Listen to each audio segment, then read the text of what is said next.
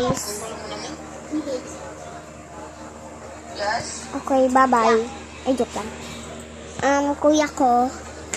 Kuya ko na mapangit. Joke lang. Magwapo. Yan. Yun. Ito lola ko nagwe-work. Ayan. Ito bahay namin. Magulo lamang. Sorry. Ito kapatid ko na makulit. Ito ako. Ito yung kuya namin na patay na. Patay na siya. Patay na.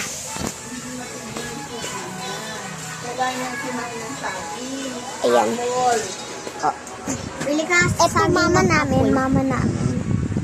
Inulan ako ng grandpa ng Bye-bye. saging, tsaka yogurt, tsaka Bye.